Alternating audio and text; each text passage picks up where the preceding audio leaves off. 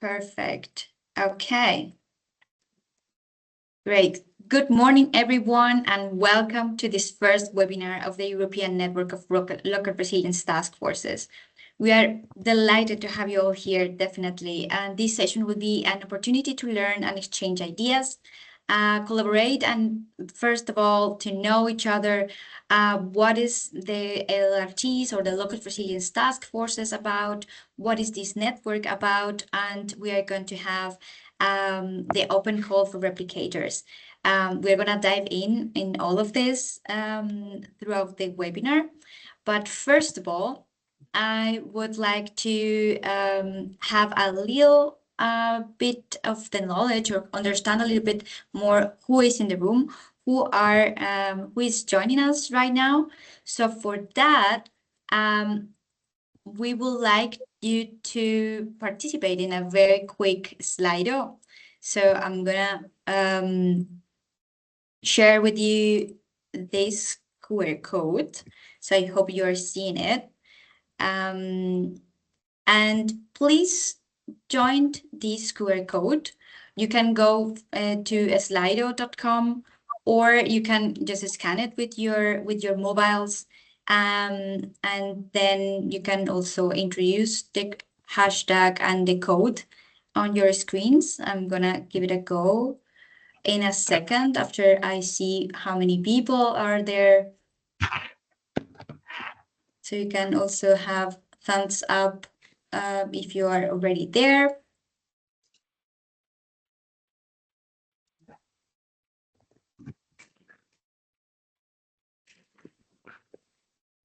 All right.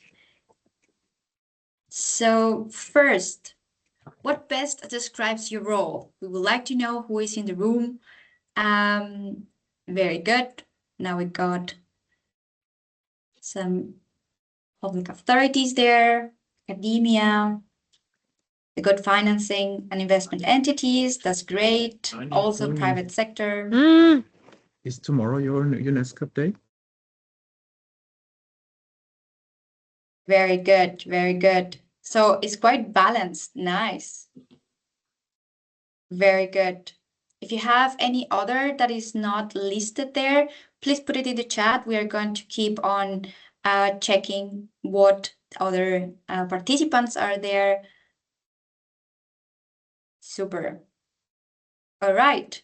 We have public authorities. That is very nice. We have 31%, 22% between academia and nonprofit. That is very balanced on private sector. And thank you also for the financing and investment entities. Is very glad that you are here also. Okay, and one last one before we dive in. Which city, country are you joining us from? So put it there. You can write it down.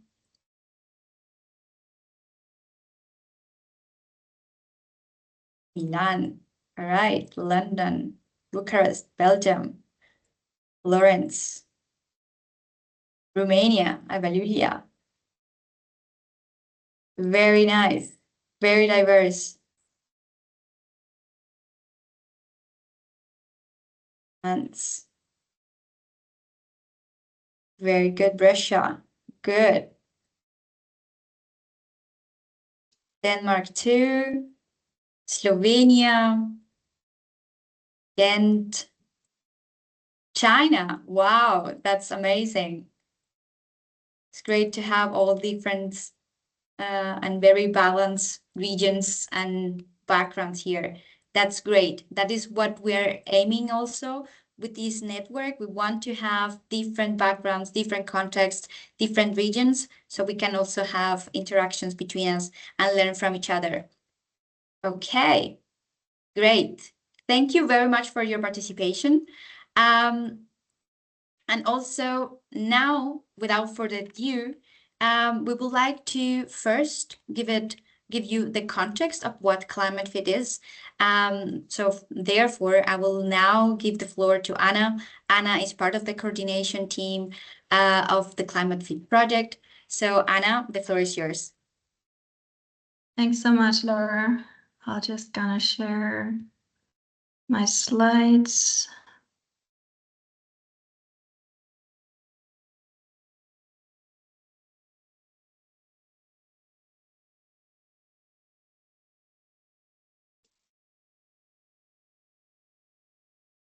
I hope you can see them and presenting Yeah. them.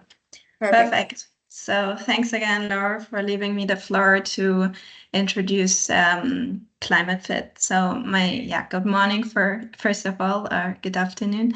And my name is Anna, and as Laura said, I'm part of the coordination team. And I give you a little introduction into the ClimateFit project.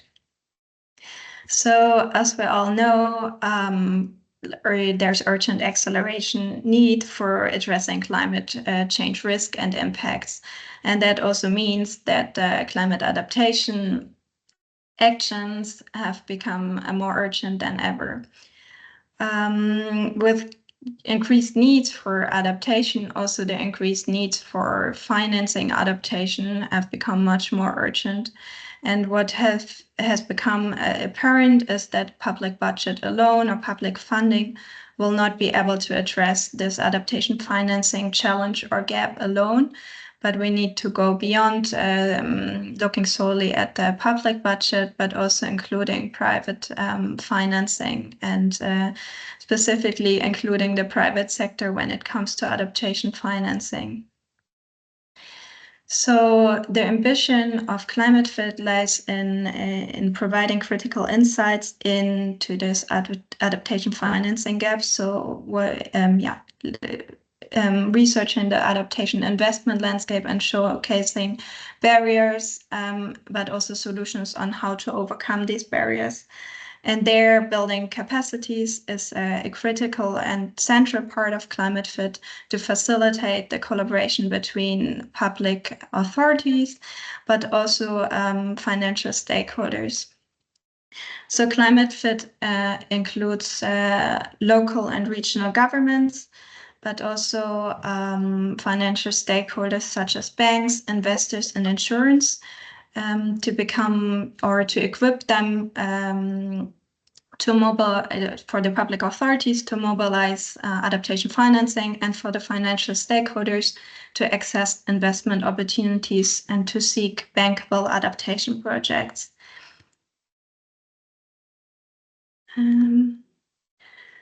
So the challenge at core is like how to bridge the gap between the supply and the demand side. On the one hand, we have the adaptation demand through increasing climate change impacts, so the need for bankable projects. And on the other hand, we have the financing supply and the financial investment market that seeks investment opportunities into climate adaptation projects. And as I mentioned, as the core for overcoming this adaptation financing gap lies capacity building for the public authorities managing adaptation project, but also financial stakeholders interested in financing adaptation projects. In ClimateFit, we work with real-life cases, which are 20 in total in 8 different European countries. And along the capacity building approach that I will introduce in a second, we work with a selected number of different cases. So in ClimateFit, as I said, capacity building lies in the center of ClimateFit's endeavors, and it is a 4-level approach where we looked in the first level at how can we raise awareness for the need of bridging the adaptation financing gap. And there we looked into best practices projects that are piloting some of the challenges. And then in the second level, we are focusing on the development of investment strategies that includes tools and trainings on how to come up with financing and investment concepts to tackle their adaptation financing needs of public authorities. We then go and scope down and want to translate or want to make the investment strategies more operational by developing investment plans maybe it's good to say that in the investment strategy case, we focus on all the 20 cases, whereas in the investment plans, we then focus on 10 of the 20 cases. And this includes looking at specific incentive mechanisms to mobilize adaptation financing with a special focus on the private sector. We then focus on 4 cases specifically to tailor more specific investment solutions. And maybe if I just go back quickly, these 4 cases, or the 4, we call them leader territories, are the number 1 here, Alba Iulia in Romania, number 9, Pressure, Italy, Flanders region is number 18, and Strasbourg, number 19. So along these 4 levels, we're not well. The methodology is to increase capacity, but we also develop several tools and specific methodologies, like on how to develop investment strategies, investment plans, and also how to translate these plans then into practical or into practice. And that is already the end of my small presentation. I just want to say thank you. And with regard to tools and resources that we have been developed, or also a catalog of best practices, I want to invite you to visit the CLIMATEFIT website, where you can find more information and lots of resources. Thanks so much. Thank you, Anna. Thank you very much for the insightful introduction. So with this sense of what CLIMATEFIT is about, what we want to address, now we're moving on to one of the pillars of the project, which is the Local Resilience Taskforces. So for that, and to answer different questions like what is it about, what is the stakeholders that conform these Local Resilience Taskforces. So now I'll give the word to Alice Ferrand. She's one of the leaders of this confirmation of the Local Resilience Taskforces. So after that, we're going to have a panel of discussion. So they're going to present some insights from the practitioners that are having a great important part in this task forces confirmation. So please, Alice, the floor is yours. Thank you. So I will now share my screen. Okay, I hope you can see it in full screen now. Yeah. So yeah, thank you.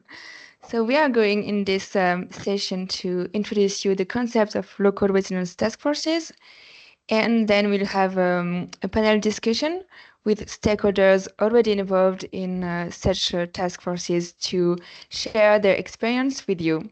And this will be run by my colleagues from Actera. So yeah, let's start with the presentation of what local resilience task forces are. I might say LRT to be a bit shorter in the next slides. So we'll start with definitions. So local resilience task forces are vehicles or means to engage multiple stakeholders in a social innovation process. So they gather these stakeholders which are directly concerned by climate adaptation, planning, funding, and financing to support the deployment of innovative processes and solutions which will foster climate adaptation, funding, and financing locally. So if you remember the 4 levels that Anna has shown earlier, the local resilience task forces are here to support the process from the investment strategy to the investment cases. So this is a schematic representation of what a local resilience task force can be and is in CLIMATEFIT. So they gather representatives from territories, mainly public authorities. This representative can be both political and technical, but they also should include relevant technical or financial departments within the local authority. Then this public stakeholders from the territory meet in this resilience task force with other stakeholders, both public and private, primarily financial and investment entities, and you will see why in the next slides. But these stakeholders can also be regional environment authority, for example, on the public side, but also other private stakeholders like NGOs, like local NGOs involved in resilience, or companies willing to take part in adaptation, funding, or implementation. And within the ClimateFit project, we also have a ClimateFit support to the local resilience task forces through what we call facilitators, so organizations which are close to the public authority and support them in establishing the local resilience task force, and the technical partners within ClimateFit. So now I will cover the second half of the definition. So what is a social innovation process? I took this definition from the social innovation in marginalized rural area projects, which is a Horizon 2020 project. And it describes social innovations as new and innovative approaches to meeting social needs. So here our social need is obviously the implementation of sound adaptation actions to make our territories more resilient to climate change. Social innovations begin with ideas for solving social problems, develop into prototypes and pilots, can become more stable initiatives, potentially upscale, and eventually create systemic change. Social innovation follow core principles. So it is our social innovation activities are collaborative and inclusive, so they involve various social groups. So in ClimateFit and in local resilience task forces, we can see that territories meet with financial and investment entities, for example, groups that are not used to meet usually. So social innovation should be also iterative and experimental. So it is made to test solutions and improve the concepts, for example, or the ideas, thanks to feedback loops. And it is also impact driven. So now I will give the floor to my colleague Noemi, so she can introduce you the rest of the presentation on LRTs. Thanks, Alice. No, it's not working. No, c'est bon. Like that, it's better. Yes. Did you hear me well? We cannot hear you. Attends. But now we do. But now we don't. Now it's okay. Perfect. Yes. Sorry. And thanks everyone. So, but now I cannot see the slide, Alexandra. Thank you. Oh yes, we have some technical issue, but now it's perfect. Sorry. So I will take over from Alice to help characterize a bit more what is the Local Resilience Taskforce. So here's a slide with the four main characteristics to help you understand better what it is. So first, this is a task force, so it's quite obvious, where diverse members from different stakeholders meet together in a dialogue space to define and implement investment cases, adaptation funding and financing solutions, and they're working toward a common goal together. Then it's also a restricted arena with a delimited membership.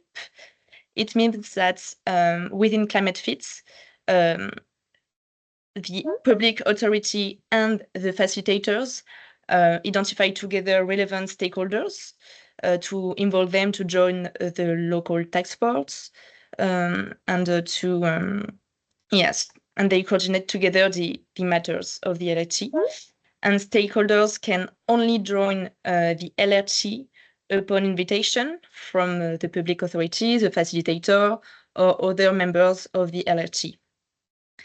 The third main characteristic is that the LRT is an evolving and a flexible structure where stakeholders involved can continuously evolve. It's the same with the structure, and it can change over time.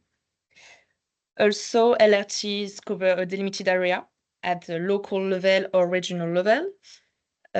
So they are really rooted in the local adaptation, legislative, and financial contexts, and they aim to overcome barriers to adaptation finance at the local level. Thank you, Alice. So this slide helps to see that the LRT helps going through the different stages and the steps of CLIMATEFIT projects. So we can see that first, the LRT is just a core team, and then the establishment is a gradual process during these steps. Because with the investment plan and then the investment cases, you need more technical expertise to help develop these documents.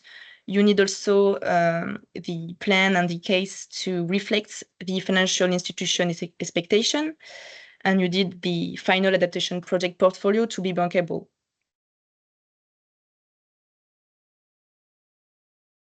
So in this slide, we are talking about the multiple purposes and goals of the LRTs. So the first one, we already talked a bit about that, is that it is a kind of an arena, a pool of stakeholders useful for the development of the strategy, of the investment plans and its investment cases, so the adaptation funding and financing solution. So this is the most important goal, to go through the CLIMATEFIT process. They increase stakeholders' awareness, trust, skills, and cooperation. They help making global adaptation projects more bankable. It boosts also the aggregation of several small climate adaptation projects. It allows adaptation projects holders to meet with relevant financing and funding sources. And then also, it helps to test innovative solutions to foster adaptation finance, to identify, for instance, investment strategy, incentive mechanism to attract FIEs, adaptation funding, and financing solution. Thanks, Alice. But the main role also is to really create a dialogue space for financing and investment entities and for public authorities, because for now they rarely interact together, and they like dedicated spaces to meet. So they can't really share existing adaptation projects or initiative and join forces toward the financing of local development projects. And they also, their interaction are prevented by their different expectations regarding project financing and the lack of shared language and shared understanding of adaptation process and projects. So because of that, there is a kind of mismatch between PAs, so public authority financial needs, and financing and investment entities offers. Because adaptation projects are often considered not bankable, and the identification of relevant financing and funding sources often happen late in the project design process. And because of that, some public authority develop adaptation plans, but are not fully implemented because they lack financial resources. And on the other hand, financing entities offer more and more financing products to achieve, for instance, climate adaptation goals, but they are underused. So it is essential to bring this into dialogue, like the slide said. So this is the last slide of the definition. It's kind of sum up what we have said already. So public authority and financing and investment entities can help each other overcome barriers that prevent them from improving adaptation financing. They can share knowledge, expertise on adaptation finance and climate resilience. They can work together to quantify economic benefits of adaptation, and they can identify new bankable projects. So this is the end of the first part about the role and the definition of the LRT. But now we have a second part where we can talk a bit about some feedback from the first LRT implementation in CLIMATEFIT. So the next slide is a dashboard where you can see inputs from the 4 first territories. So in this slide, you can see that the LRT has been launched in Flanders, in Belgium, Strasbourg in France, Alba Iulia in Romania, and also Brescia in Italy. So this is the 4 leader territories to help implement LRTs. So for now, they are developing investment strategy with the help of the core team, who provide technical help in certain modules. So in the core team, you can have, for instance, finance departments, urban planning departments, some national agencies on adaptation, and they work together with virtual meetings, some workshop, and sometimes they gather only certain members for certain specific question, and other time they can gather every members at the same time, for instance, to validate a decision. So the next slides are about the key successes of this LRT for now. So here are the 3 main key successes. So the first one was the successful involvement of the core team within the LRT.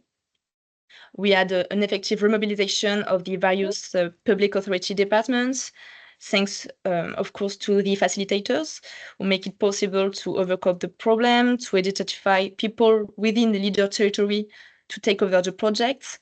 It's very important to surround the public authority with someone with sufficient political power to get things moving. So the second key success is the ongoing improvements in identifying the role of the LRT in the various modules of the investment strategy and investment plans. And this time again, facilitators are really, really useful to guide the public authority through the process. And the last one is we have now already a great variety of local resident task force forms. Each PA are adapting the structure, the governance, and the activities to its own needs and context, and it's very important to do that. And finally, we have 3 main challenges.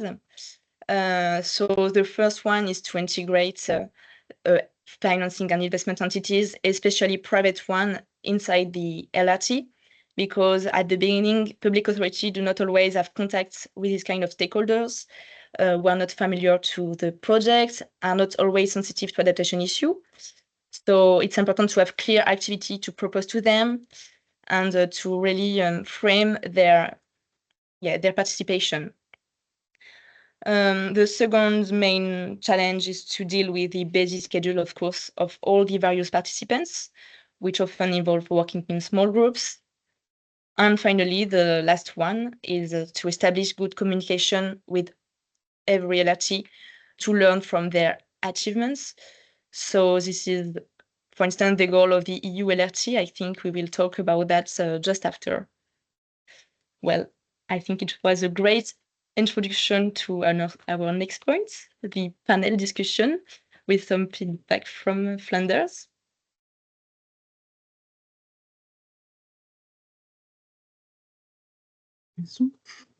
Hi, everyone. You should be able to hear me now and see me without echo. We tried to be smart with this presentation and we failed miserably, so I apologize for that.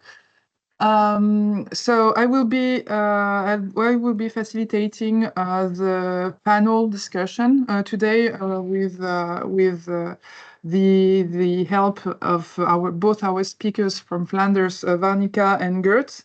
I'm Alex from Actira, so we have been working closely with Rumble on LRT, and we will be continuing their work and use their methodology to apply all those principles to the 4 next territories that are that aim to build LRT within CLIMATEFIT project. And I will be animating this panel discussion. The idea is to give the floor to public authority, a facilitator, and financial entity representative to share their experience in the LRT consolidation, to share their view on this work and the expectation, and maybe bring more details on the challenges that the Ramble just showcased. I just want to give you a quick overview of the follow-up session. The idea is we have around 25 minutes for this panel discussion, and the idea is for you to start putting questions in the chat. So we will have a first session of 10 to 15 minutes of question and facilitating by myself to bring forward some elements from Varnika and Gert. And then we will have a Q&A session with the audience. So if you want to put your question in the chat directly, we will be taking them at some point and basically encourage you to ask our speakers your questions on this work. So first of all, I will I will let both panelists maybe present themselves. So if we can start with Varnika, if you're here, if you want to quickly introduce yourself and your role within ClimateFit as a facilitator, the floor is yours. Thank you, Alex. So for everyone, my name is Varnika, and I'm working as a PhD student in the University of Antwerp, and also working on behalf of the university at ClimateFit as facilitator. Within ClimateFit, in my role as a facilitator, I liaise with the public authority, which is the Department of Environment in the Flemish government, as well as other stakeholders. In my role, I basically act as a contact point for all of the technical and research needs with other partners, and also facilitate as facilitator any other issues they might have, or any doubts they might have. I'm also helping in building the investment strategy and the investment plans of Flanders, and acting as a technical partner in some of the other work packages as well. Thank you, Varnika, for this really clear explanation. Gert, do you want to go ahead and present your role as well? Okay, yeah, sure. So my name is Gert Herbriks. I'm with MBuild, which is the Federation of Contracting Firms or construction firms in Belgium. So our members are the firms, and they are voluntary members of our organization. So what we have been doing within ClimateFit is we have been talking with the investment entities in Flanders, so banks and other institutional investors, and we just try to discover why are they not investing in climate adaptation? What are the possible barriers, and what are their motivations to invest? And so we try to gather those investors in Flanders and to make them part of the, or to ask them to be part of the LRT. Thank you both of you. So maybe I can open with a really quite open question about maybe the lessons and challenges that Ramble just presented. That is, of course, a direct feedback from the facilitators and their work on LRT. Is there any details that you can maybe provide us on those either lessons on or main challenges that you saw within the LRT in Flanders that could provide maybe some illustration of all those challenges? Can I answer, Varnika, or do you want to answer? No, please go ahead. Okay.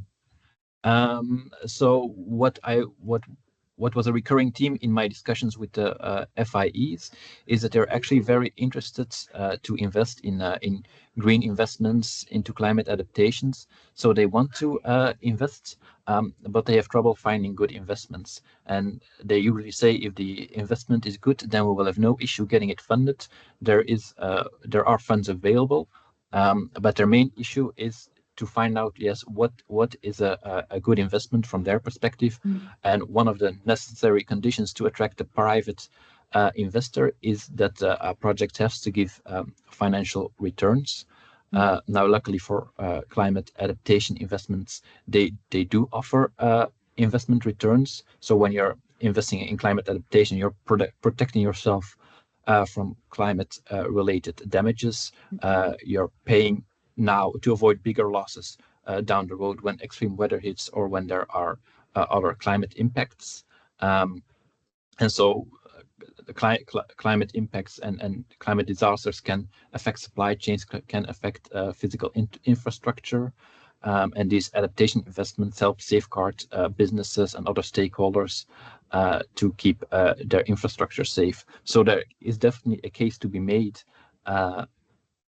for the financial returns of climate adaptation, but there are a lot of barriers that we need to overcome so that the investor actually knows what the returns are, and that he can capture enough of these returns, which are mostly societal returns for his own projects.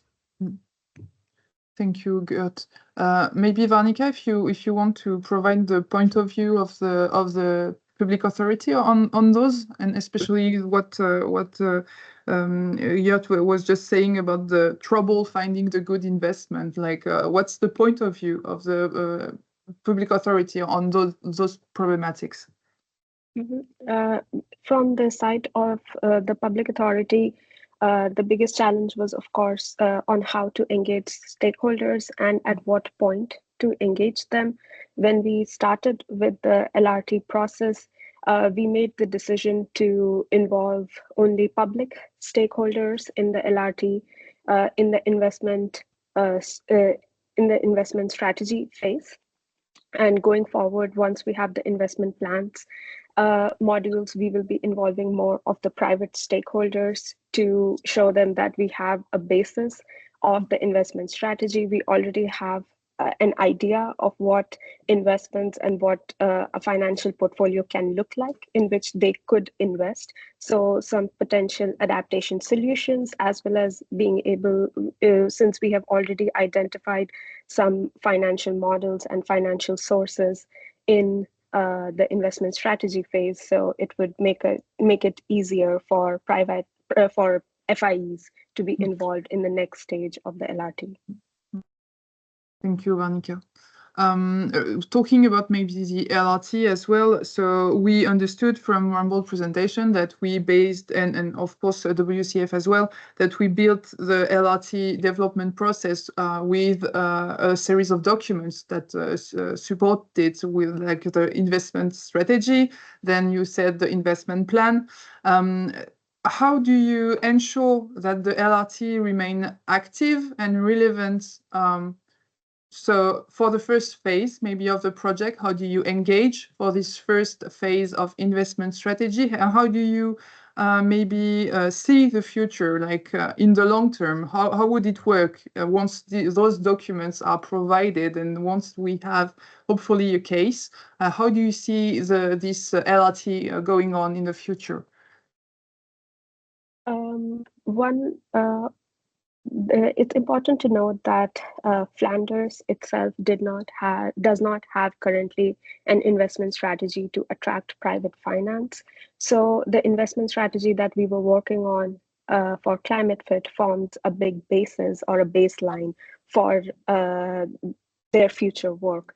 With the LRT, especially at this stage, it was an opportunity for many public agencies to collaborate on this, and the LRT gave them the opportunity to do so, which they wouldn't have otherwise.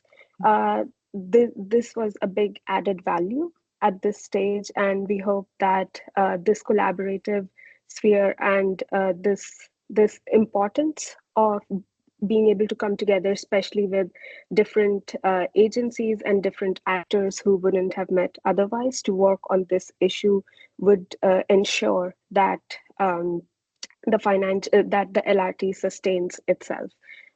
Since the investment strategy was built within ClimateFit, but we are also hoping that since this forms the basis of other research and other strategies that the PA is making, This would ensure, the LRT model would ensure that actors are able to come together for collaboration, and hence it would be able to remain active and relevant for them in the long term.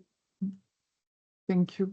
And yet on this topic, how do you see the role of the private actor in the LRTs, and how could they contribute in sustaining this initiative in the long term? And how do you basically, well, the big topic is, how do you encourage the engagement? How do you provide maybe what could be done in the long term to sustain this engagement? Because we understood that they are looking for documents to provide them the opportunity to invest. We understood that basically the LRT provide this kind of documents, and we are working to our buildings communication channel that could be efficient. But how do you sustain that in the long term, in your opinion, in terms of private sector interest? So I think we need to count or play on the fact that the FIEs, the private investors, they do want to invest in green investments, so they have trouble finding good projects, as I said earlier. And there is also a lot of money that they want to earmark for green investments that they really have issue using in good investment projects. So this is the value that the LRTs give for the private investors. So the LRT creates the opportunity to bridge some knowledge and information asymmetry gaps. One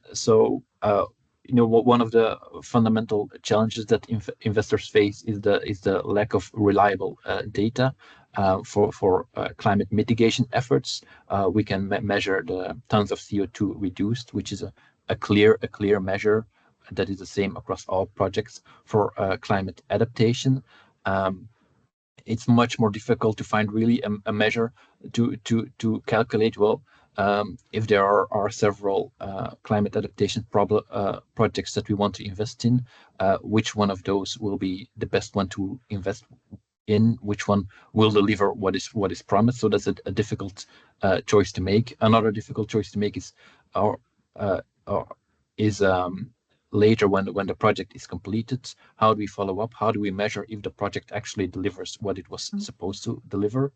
And I think the LRT bringing together all stakeholders, the public authorities, also universities and other people who have a lot of knowledge on these projects and on what is really happening. Investors can learn a lot and make better investment decisions that they want to take but have issues or fears to take at the moment. Thank you. I think it was quite clear. Maybe on the specificity of the Flanders model, because as Noemi and Alice said in the beginning, like the goal of the LRT is to provide a flexible model, something that fits and is tailored to the local needs and to the territories. And could you just maybe explain how you adapted this LRT model to the context of Flanders region? Because I think it's quite interesting. Maybe Varnika, if you want to go ahead, and if you want to add something, please feel free to do so. To adapt, the first thing we did, of course, was deciding at what stage which stakeholders should be involved. So we made a very strategic decision, basically, to say that in the first stage, or currently where the investment strategy stands, we only want to involve public actors or universities. We do not want private financial entities to work on the investment strategy. So that was the first thing we did, was deciding what stakeholders should be involved at which stage. The second thing, because of the way that public agencies are structured in Flanders, we of course had to see which of the agencies and which of the stakeholders need to be involved based on what their mandate is, what their work is. So of course, we wanted to involve stakeholders and agencies who work on climate adaptation and also have a good idea or some experience or at least some interest in the financial aspect of climate adaptation. So identifying those stakeholders was also a very important aspect.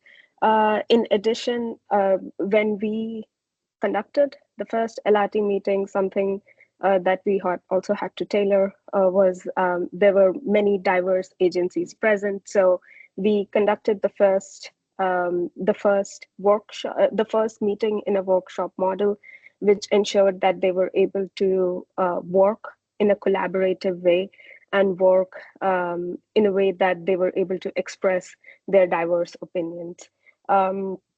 So these are just some of the steps we took to make sure that the LRT model that we are implementing is very much tailored and specific to the Flemish context in general.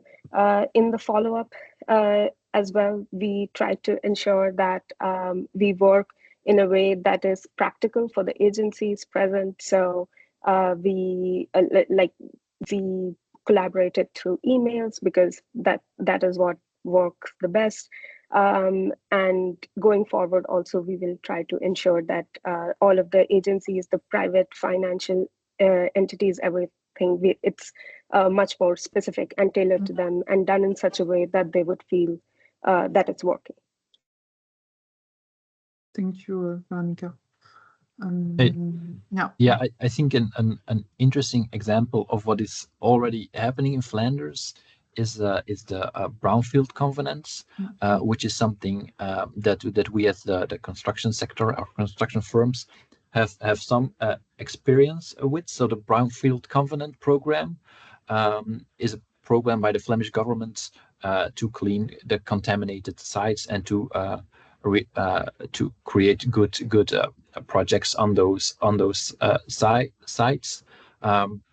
So it's a contract between the Flemish government and all the stakeholders involved in the brownfield projects. So this includes the private developers, construction firms, landowners, local authorities, and other agencies.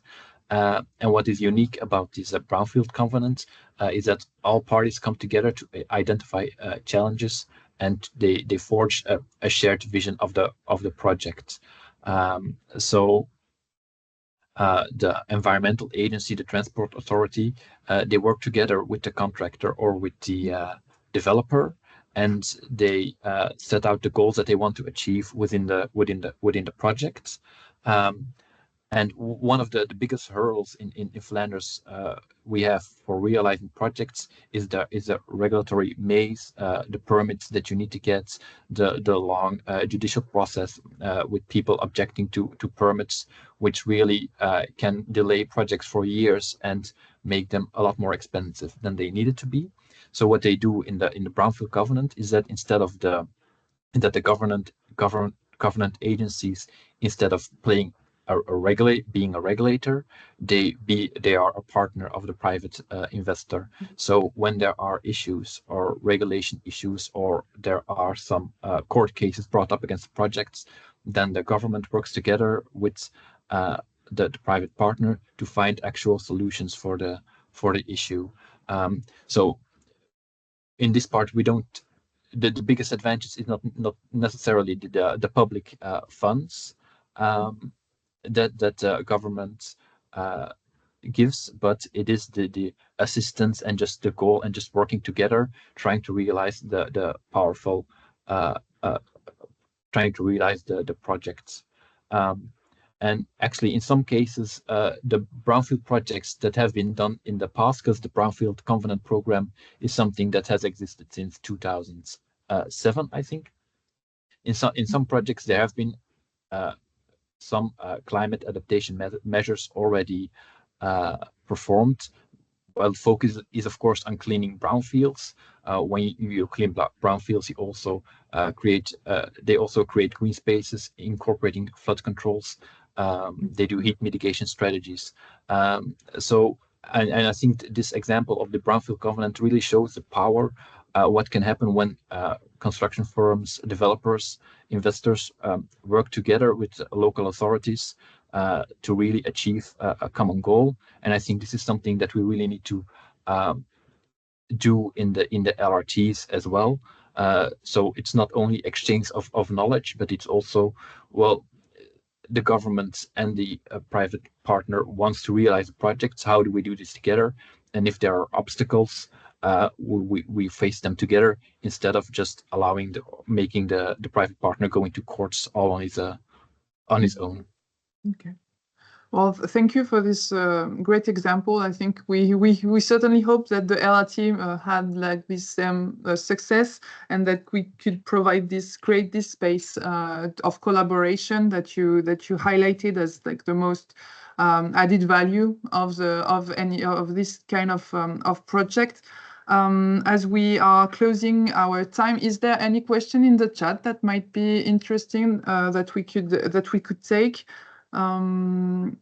Maybe we could have direct questions if you want to raise your hand and have the panelists maybe answer some question on the elements that we shared already. I can distribute the word.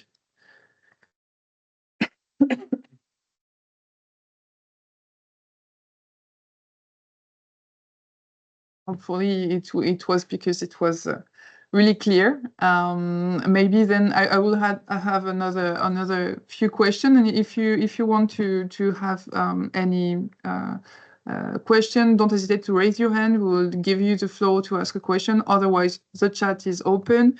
And maybe I didn't say that at the beginning, but we will try to answer any question in the chat, even if it's not said on the floor or shared because of time constraint. We'll try to get back to you with the answer. Okay, so there is one question. I can't see it. Sorry. So the question is, why did you decide only to involve public authority in the development of the investment strategy? So I think it's, Varnika, a question more for you on really detailing maybe what's the point of the investment strategy and what's the point of the next steps to clarify that to better understand this choice that you made. Mm-hmm. Would you like to give an introduction on the investment strategy? Oh, yeah, I can. Yeah. So basically, the investment strategy is a series of modules that the methodology was created within CLIMATEFIT. The idea is to provide a communication document that the public authority can use as a basis to basically identify what is possible in their territory, what they want to do, and what is the financing gap in really large assessment. The idea is to have a high-level document that provides a basis to the public authorities to start working on what it means to try to find innovative financing mechanism.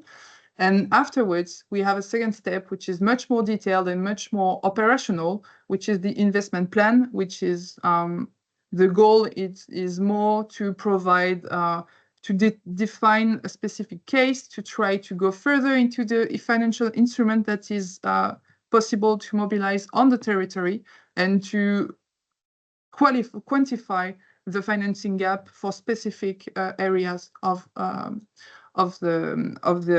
risks that they want to solve with the adaptation strategy. So if you want to jump on it, Varnika. Yeah. So as you mentioned, that the investment strategy is very much a document that is for public agencies, and it serves much more as a baseline study on which the investment plan and then bankable cases are built, which is why we decided not to involve private actors at this stage, because we did not want a private actor such as a bank or insurance company to have an input on a baseline study. So to have an input on what would be a feasible financial source or a financial solution, what should be a financing gap. Since the investment plan is much more like geared more towards a project, and the modules are much more it comes at a stage where the private entities would can have much more input, as well as be able to give their inputs on very specific financial modules. We decided that this is the stage when FIEs should be involved. But this is a very region-specific case as well. I'm not sure how the other territories in ClimateFit decided to go for it, but for our case, in the first stage, since it's a baseline study and it's only for public authorities, we did not involve any other private financial entities. Thank you, Varnika. We will take one last question, and then I will leave the floor to the follow-up of the webinar. So we had a question that was, well, again targeted, I think, towards Varnika. Is like, could you please share some more information on the types of private financier that you are working with in the LRT, and are these exclusively local investors? Or do you engage larger investors that have some operation in Flanders? So I guess it's for a bit in anticipation on the next phases of the work on investment plans. Have you started, identified some private investor, and what type are they? Mm-hmm. At this stage of the LRT, we have, instead of involving the private financial entities themselves, we decided to involve the representatives of financial entities. So there is an organization called FIBELFIN in Flanders, which represents banks, and then an organization called Azuralia, which does the same for insurers. At this stage, we had a few talks with them. And then for the specific questions on which type of FIEs would be involved in the future, I'll leave the stage to Gert, because he's the one who has been able to contact and talk to the FIEs. Yeah, so at the moment we have mainly talked to investors that are based in Flanders, so their main activity is in Flanders, so there are banks or semi-public investors. But they also do projects or financing outside of Flanders. But it's not that we have contacted a large international investor so far, although those would also be interesting cases to take on, especially going forward. Well, thank you both for this answer. I guess we can close the panel session now. Thank you very much again for sharing the Flanders case study. I think it brings forward quite a lot of good practices and good feedbacks from the operational side of the LRT development. So thank you all. I will then leave the floor to Laura to present us the European network of LRTs and the expectation that we have following this webinar within ClimateFit. Thank you all. Thank you very much to both moderators and panelists. Thank you, Varnika and Gert, for this insight. I think that helps a lot to bring on the ground what the LRTs are. And yeah, so let's keep on the conversation going. For the moment, let's jump into what brings us today.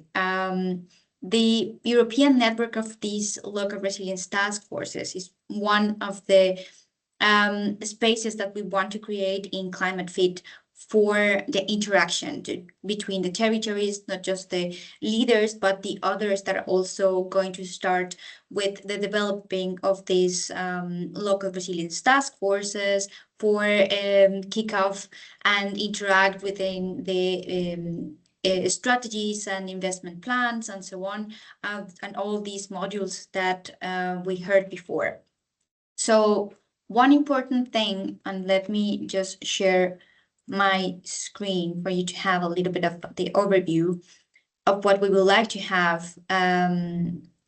Give me just 2 seconds while this reacts. So basically what we would like to have in here is, I think, no, sorry, hang on.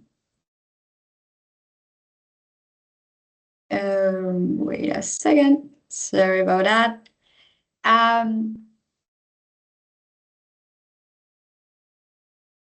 Here it is. Yes. So yeah, what we would like to have also in the, while it's charging, sorry for this, internet is slowing the presentation. So basically what we would like to invite you guys that are here in the room, and also for the next stakeholders and in the next steps, we would like to have not just the public authorities as such, we would like also to invite the agencies, different either environmental agency, also governance, different type of governance in and hierarchies in the local governments. We would like also to invite NGOs or any other stakeholders that you think can participate. Sorry. Wait a second, I got here a bit of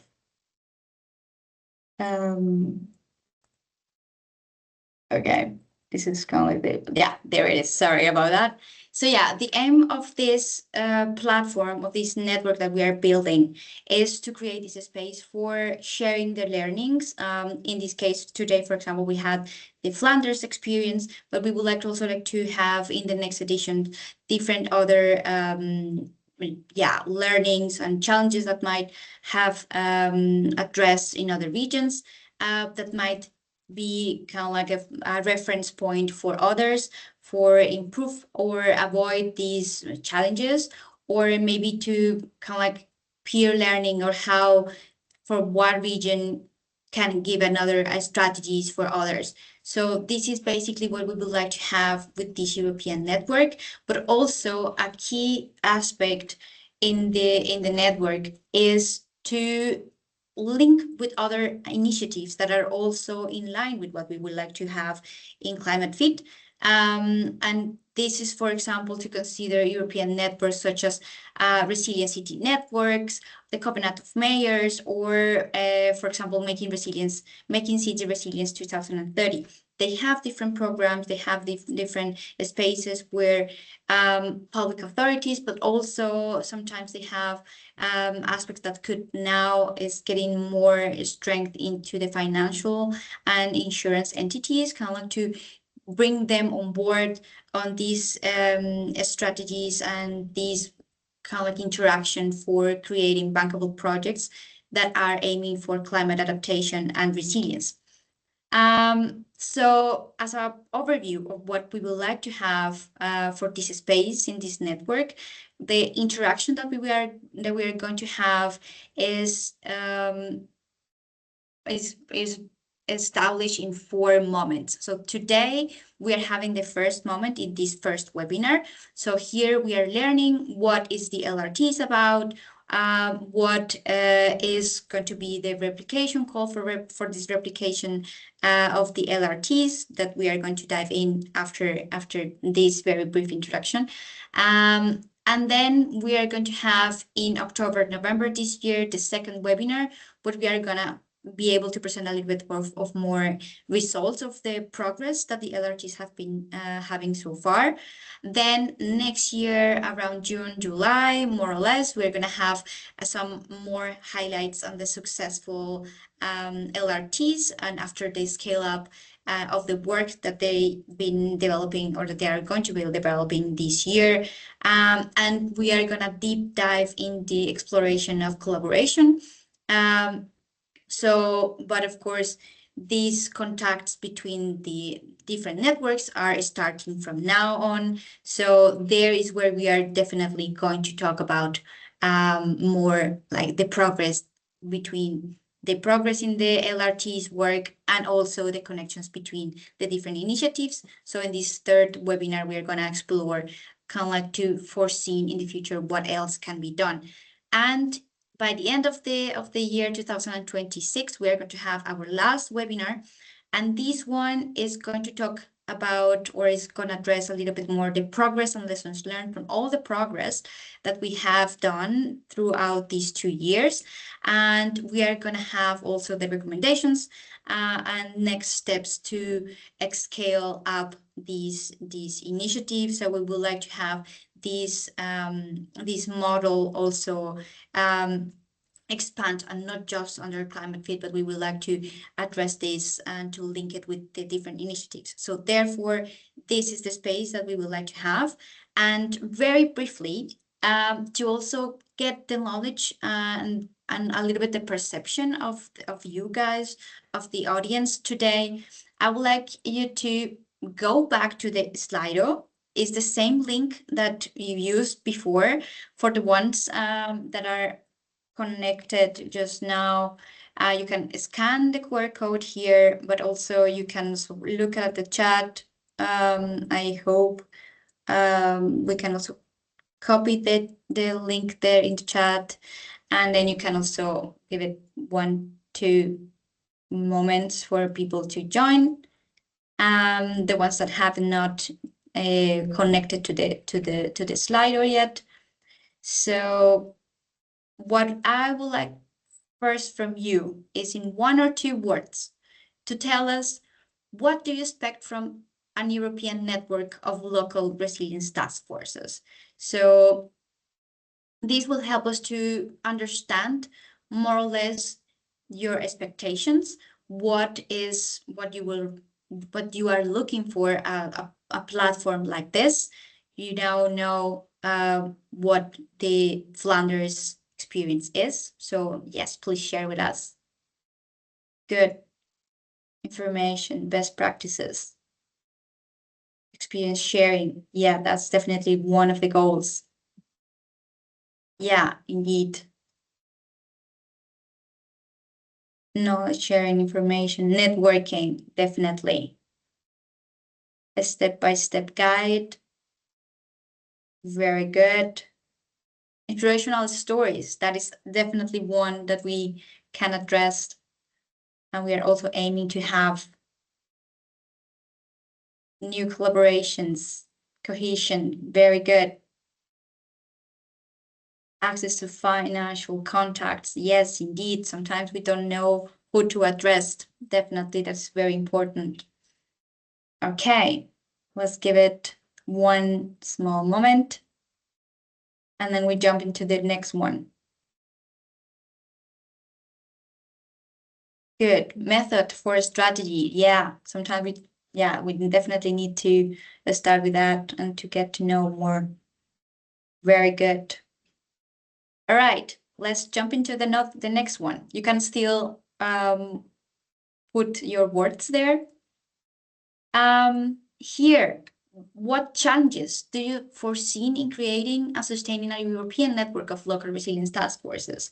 Sometimes networks are hard to maintain, but what do you think is the key aspect that we should consider to address that and to be able to maintain the communication between us, between the different the different local resilience task forces? Also think about what the other experiences from the initiatives, the networks that existed. Time consuming, time, money, systematic approach. Very nice. Balance between scopes. Very interesting. Yeah.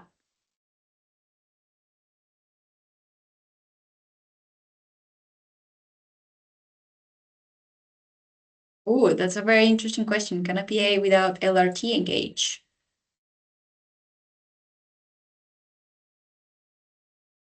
European support, different local, juridical, financial context.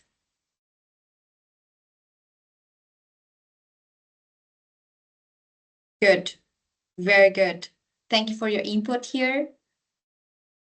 Yeah, we're gonna collect all of this and we are gonna also analyze them and consider it for the next activities that we're gonna have in the European network. Let's change it.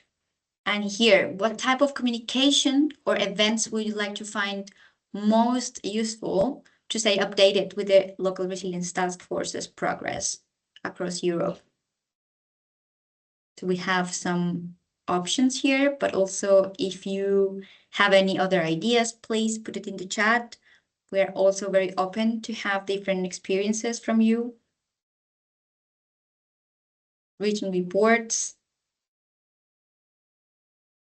bit of webinars. Okay, very good. Okay, written reports is leading. Very good. Okay, that's very interesting. And one final, before we jump into the launch of the open call, do you know any existing initiatives or networks that align with what we heard today, what we learned, what is the Local Resilience Task Force, that we could also link with?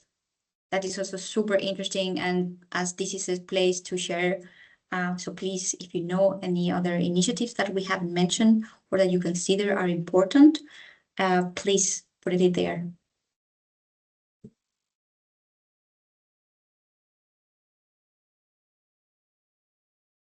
Indeed, public student resilience. Visions 4. One Act of Mayor, Climate Pact. Very good. Need for adapt, need. BCFLA, okay, very good.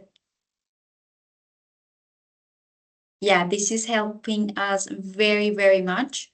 And yeah, thank you for your participation for now. This poll is going to be open the whole day for the ones that are not yet connected. But for the moment, I can now give the word to our colleagues from Actera, from Energap. So Vlasta, please, the floor is yours. And now is the moment for the open call for replicators that we are very much looking forward to it. So please go ahead. So thank you very much. And I will just share my my screen. I hope, do you see it? Just a second. Do you see my screen? Now is in presentation mode. Perfect. Yeah, so I'm very happy now that the CLIMATEFIT team can announce now the replication program. So this is something that the project partners have learned already a lot since the start of the project, have already a lot of experience, but we still see that we have to learn by ourselves, but we would already like to share our knowledge, our experience with further communities, authorities. So this is why we have prepared the so-called replication program. So, and this is the opportunity for other authorities, agencies, or other network really to engage with us, with our task force, and also to be part of this comprehensive learning process, because we think that adaptation is really urgent and finding the financing of the adaptations is even more. So this is why we are also putting the pressure on replication, because there is a lot of partner within the CLIMATEFIT, but still we think that if we share our knowledge, our experience, there will be even more knowledge in this pool or in this community. So this is why we try to have, and we have developed this replication program. So what are we going to do, or what are we going to offer you? So within the CLIMATEFIT mentors, there is a lot of mentors and experience, and we will share and give you the information and knowledge what we have on the establishment of the local task forces, what we have talked up to now about the local financing and regulatory context and who of the stakeholders are important. This is one part, and the another part is also how to develop and developing investment strategies, investment plans, and concrete investment cases. So these are these two information that we already have within our partners, and I think it's time that share it. The next. So how this engagement process is foreseen. So we would like to give the priority to the local public authorities, because I think they have the biggest challenges, because they are usually a little bit smaller. And then in the second level, regional public authorities, they are also very important, but because we know that in different countries and regions, the municipalities and authorities are differently organized. So we can also give the support to other public organizations like local and regional energy and climate agency, development agency, because they are the stakeholders that really contribute to the development of the adaptation strategies and action plans, but also on financing issue within the different other programs. So this is what we have seen. So we are going to launch the call already today. So we are now at that moment, we are launching it. So, and this call will be open until the end of May 2025. Through the call, we would like to find these authorities and other public organizations that are interested to joining our mentoring and exchange experience program. So how we are structured. So we have a leader case studies from Romania, Italy, Belgium, and France. So they are already quite leader on it. They are quite far in developing of the seeing the ecosystem of financing, but also developing the investment strategy. They have different facilitators that are helping develop it, and they are somehow the replicators. So when you are going to apply for this replication program, we will try to group you to see if you are a little bit more advanced in a knowledge or if you are not. So the call is open to all authorities. Even if you have a lot of knowledge but still are missing something of exchange, you can apply. But also if you are just at the first start and the first point, that you can also apply, because through the questionnaire we will see where are you, and we will discuss with you which is the most appropriate structure for you that you would benefit the most. So what will this replication program has? We are foreseeing 3 online workshops, so getting started to give you the information, and then the second one about the working together, so to see where you are and exchange, and then help you moving forward. So these are the 3 which are that we foresee that you are going to attend and to participate. And then it's also a bit of the voluntary program on demand. This will be the program of this, or the structure of this program will be developed together with you, because we would like to hear your needs, what will the best suits you, and how to really progress. So this is the last part. The 3 are, so if you will be chosen, obligatory to participate, but the last one is up to your needs, wishes, and we will try to be the most interactive with you, that you will benefit the most. So what we see that you as a participants can benefit from this, you will have access to the expertise that has been already within the partnership. We all have quite experienced partners. They already been working on the adaptation and financing before we joined in the ClimateFit project, but now for more than a year we are working on the ClimateFit as a project team, and we also have really a lot of expertise. We also know the experts on the ground who could also find if within our group we are not enough. We have we see and we know many different innovative solutions, how we can combine together, who we can connect. We don't know everything, but we can connect you to some people and institution and organization that can give you information. We also try to make the tailored support, because we know that even if we are quite similar, there are differences between the municipalities, regions, from the north to south, east and west, between the countries. So we are also developing and trying to get the tailored support also from you. And we are building networking and networks and peer learning, because we know that this is a lot if we and you can share the learnings and experience with peers, because we know and we understand each other much better than talking to just different experts. So what are the requirements? So you will have to apply to this program through the internet. There is a call open, and you will commit that you will actively participate in 3 online workshops, because we expect that there will be more authorities willing to cooperate, that we will be able to fulfill. So there will be a little bit of the So we will choose some of them, and so the one that will be accepted, we would like them to have to be committed to work with us. So we are requiring, so we are approximately 5 working days of the engagement, so around 40 hours. So for the preparation and attendance of the workshop and also after the workshops. The program will be conducted in English, so we would like to have B2 level required to ensure effective communication. But please don't make the language barrier. So if in your team, within your stakeholders, you have at least 1 or 2 that are good in English, and maybe if other are not so, we are a lot of partners. Maybe we can also find some other languages within the partnership. So please don't make the English like a barrier. But it's because all the documents and many documents are in English. Even if today we can have online translators and similar. So if you have the problems or if you see the challenges within the English, please let us know and we will try to help you with it. Just don't make the barriers with the English.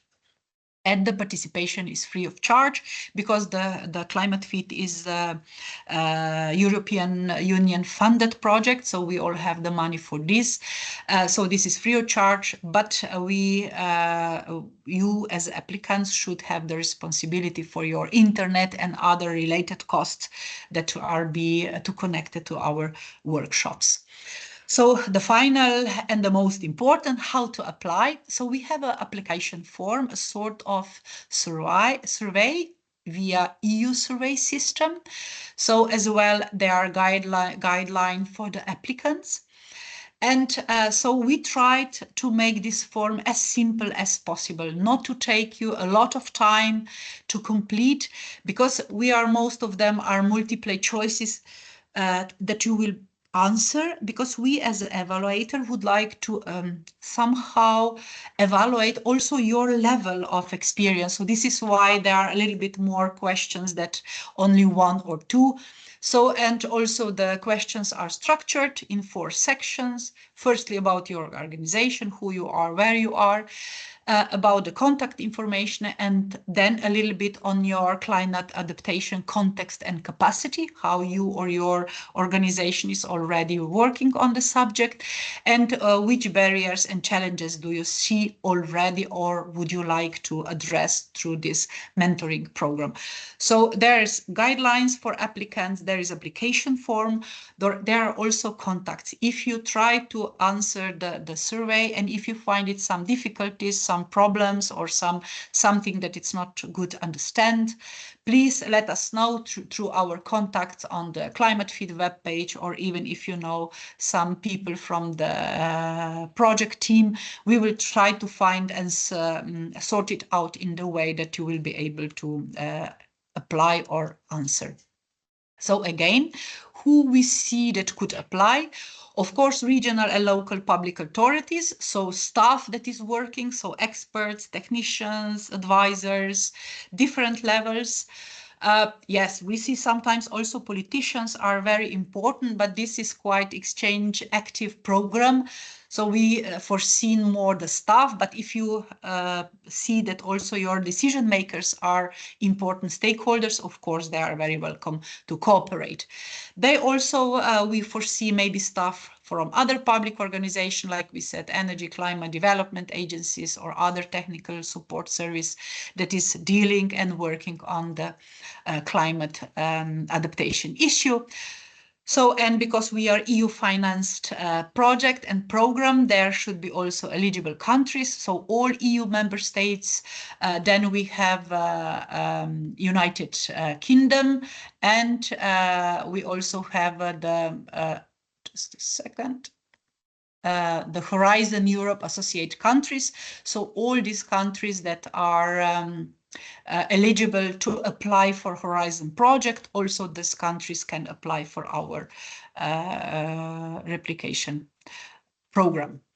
So the applications will be evaluated and the selection criteria will be, so overall quality of the application, priority will be given to staff members of local and regional public authorities, and the second priority will be given to local that already have adaptation plan or strategy developed. And for the application or the selection criteria to join the voluntary program is the level of maturity. So we will see through these 3 workshops how you as a mentee will develop, and then we will offer you this voluntary program for it. So all applicants will be notified on the selection results via email until the end of June, and this replication program will start in October 2025. So additional information you can find on our website, or you can also contact our project coordinator of this task. This is our Energy and Climate Agency of Podravia, and here you also have our contact points for all the questions, challenges you can address through this information challenge. So thank you for your attention, and I wish that many of you will apply, and we will do our best to be the added value to your work on the adaptation implementation action plans. Thank you. Thank you very much, Vlasta. This is definitely very exciting that we're able to launch this call. So yeah, please, we have just very brief minute, but now you have the information about the call. So we're gonna put it in the chat, where you can also have this information about the open call. So please have a look also at our web page. We're also going to have different events, and we're going to have also a section in the website where you can also have a look what are the LRTs progress are, and also what is other events that you might be interested in joining. So please have a look also at the information about the open call for replicators. Here in the chat, you can have also the email address if you have any other questions regarding the applications or any other partner that you know. So we're open to hear any questions, and we are able to if we are able to solve them, like we will do. So thank you very much, everyone, for being participants of this event. We are very happy to kick off this network, so let's keep in touch. And yeah, let's have further conversation and yeah, exchange of knowledge from our experiences. Wishing you a very nice day, and see you in the next webinar. Thank you very much. Thank you. Thank you. Thank you. Bye.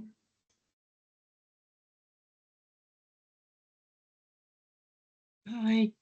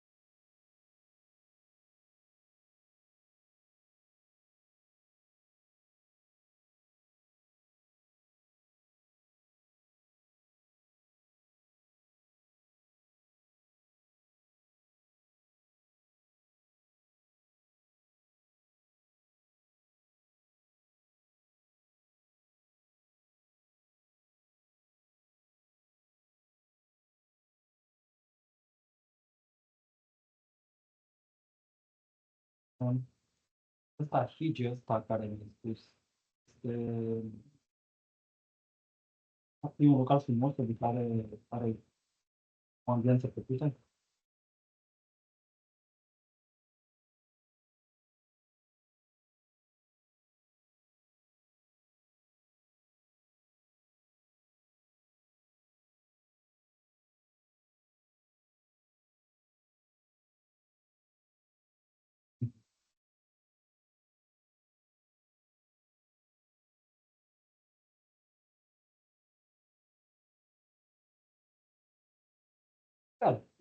ar fi fost bine să fie ceva în o atmosferă plăcută.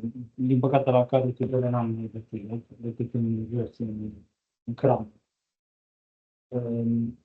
Acolo, deci, este cumva un ballroom, este arată ca un ballroom, adică ca un... Da. Nu.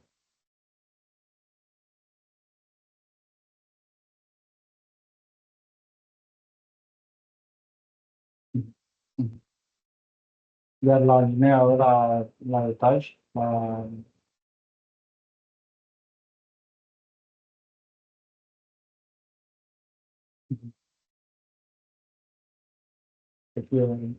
să fie cum explică. Da.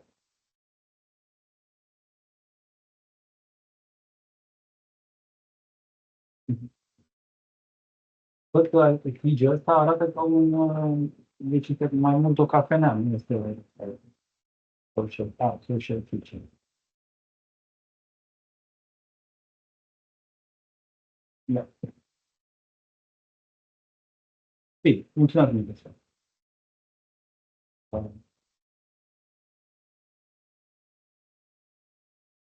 Ștefana?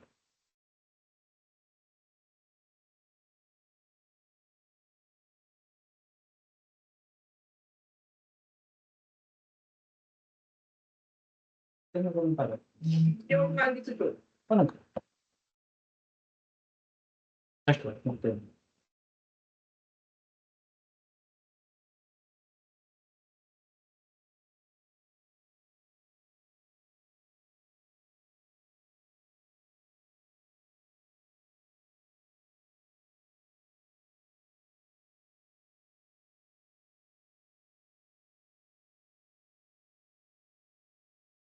Salut, Costică, mai sunat?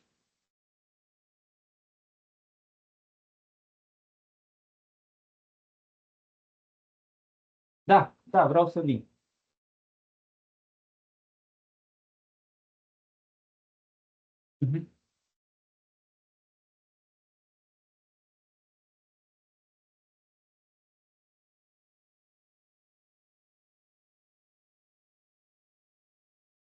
Am înțeles. Da. Dar cu cine este?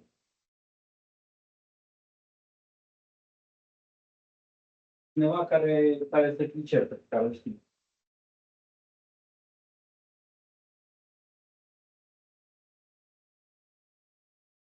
Știu că nu-l place pe ăla care a venit atunci când am tăiat copacul la mare pe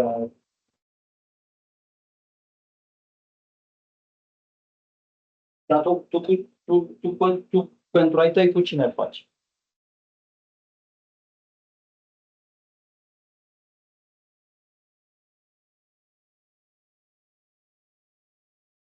Da, te-am auzit, nu știu. Mă gândeam totuși să chemăm un băiat, că sunt mulți și nu știu dacă te vezi cursul.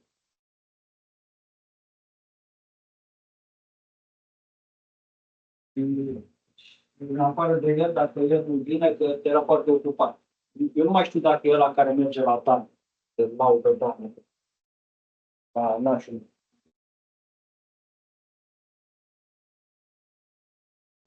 Da. Am fost mulțumit de el. Parcă anul trecut cine? El i-a făcut?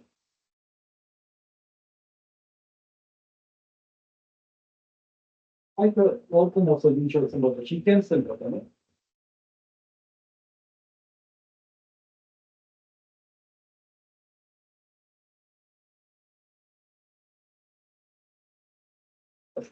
El poate vine, acum a plecat de la vorbește cu ăla, poate dacă nu vine, poate găsim pe altul, dacă zici că trebuie.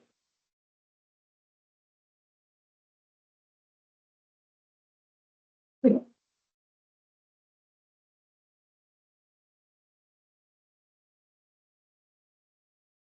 Nu, trebuie tăiat.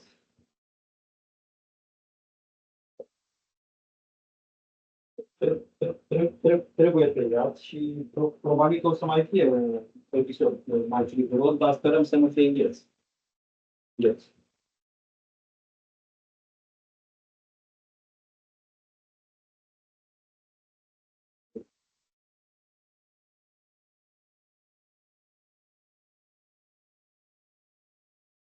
Trebuie și ăla, mai ales ăla de lângă te-o lasă banii de lângă poate, mai trebuie când stau în înceapă, în mică gare, ăla pe care s-a prins chiar.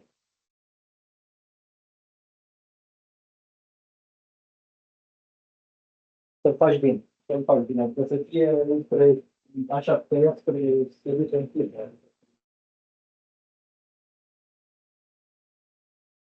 Da, te-o lasă sălbatic, da.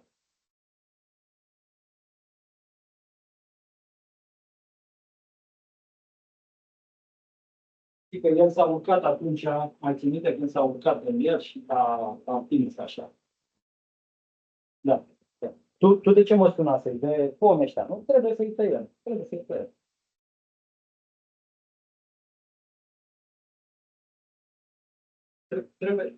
Trebuie să-i tăiem.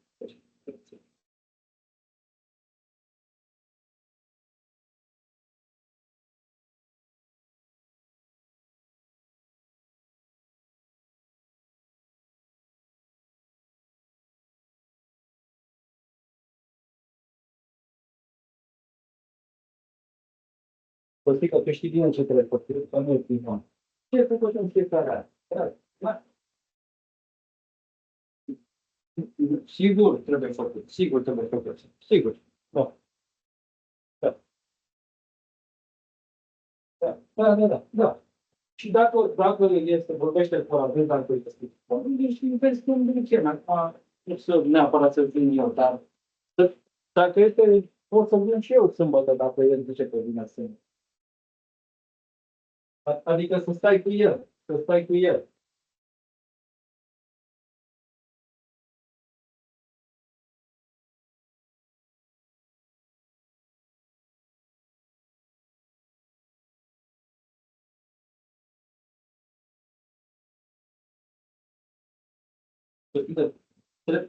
Trebuie să-i tăiem. Trebuie să-i tăiem. Deci e momentul acum, când e bine, da. E mare, da? Trebuie să-i tăiem. Da? Deci găsește pe cineva care poate să facă și el dacă reușește să faci, dar să stai cu el, adică să facă treabă bună, că nu ai fost mulțumit tot timpul de lui.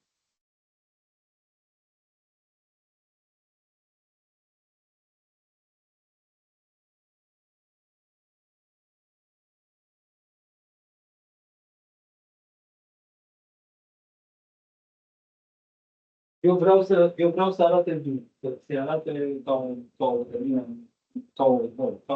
ca o livadă îngrijită. Asta e important.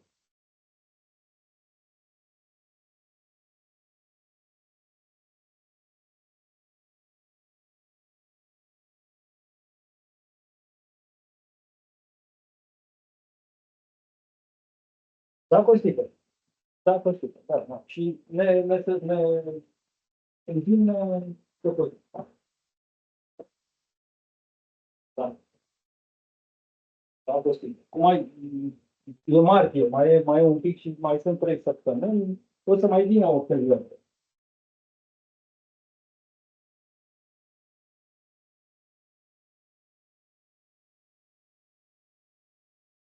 Da.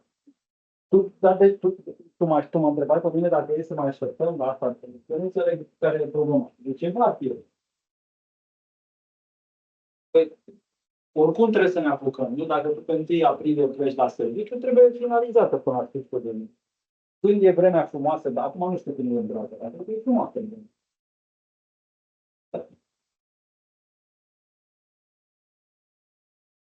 E bine să facem așa. E bine să facem așa. Îți planifici lucrurile încet, liniștit, fără grabă, nu așa. Da. Am înțeles. Da. Dacă facem, nu trebuie făcut. Trebuie făcut. Deci, fără grijă. Da. Nu, dar mai spun dacă te apuci de treabă. Trebuie făcut. Sâmbătă eu sunt la vreme. Da? Faci planificarea și ce se poate face zi de zi, mergi înainte, da? Și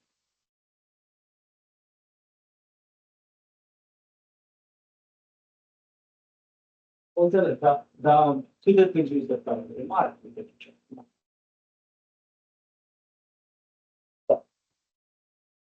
Da. Bine, e bine așa. Hai, Doamne ajută, am făcut pe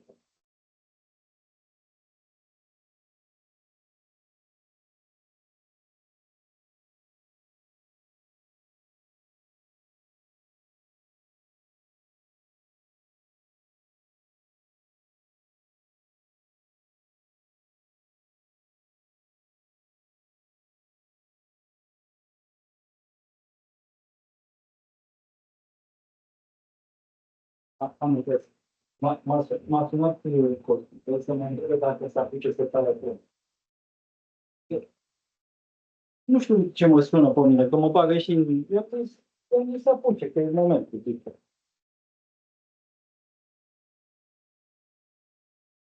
Eu nu știu ce trebuie ce era. Da, și mă întreabă dacă se apuce să facă. Zice că e momentul acum, că e martie, e tot a trecut. Iar.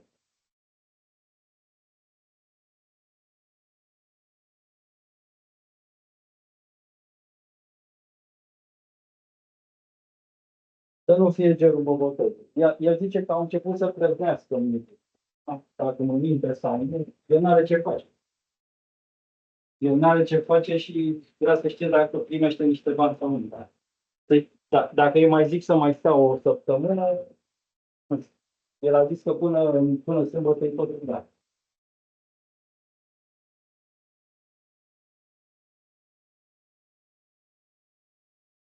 Nu te înțelegi. Când îi zici așa, nu înțelegi. El zice că s-au apucat unii din decembrie.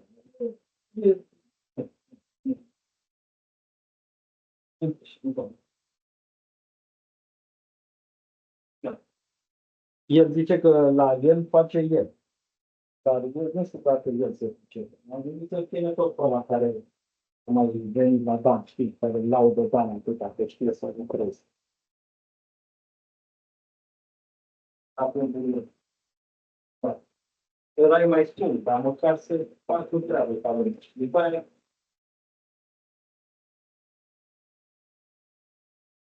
anul trecut nu ăla. Deci, îl chemă pe ăla. Bine, hai, să vorbim de asta.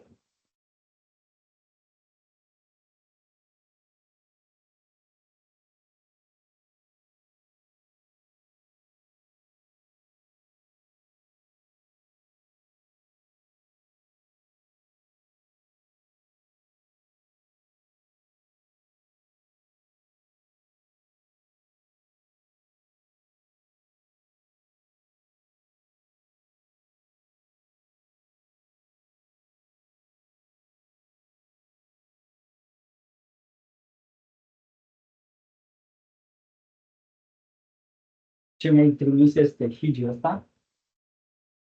Da. Păi arată bine.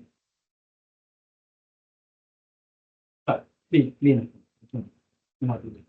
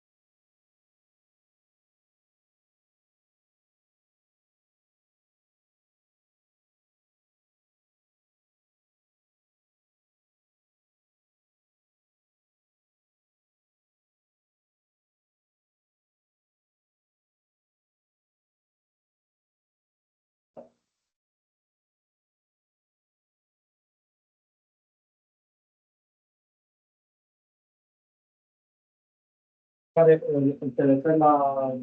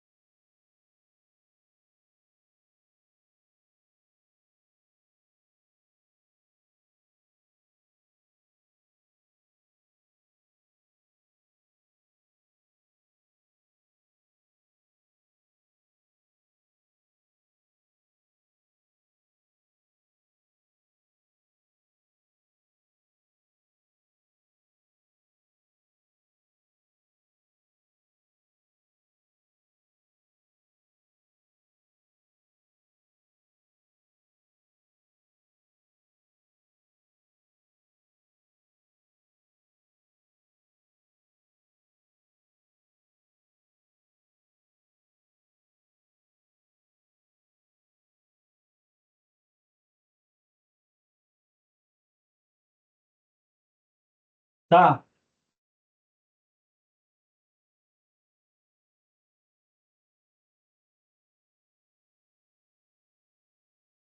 Trimit o poză cu interior.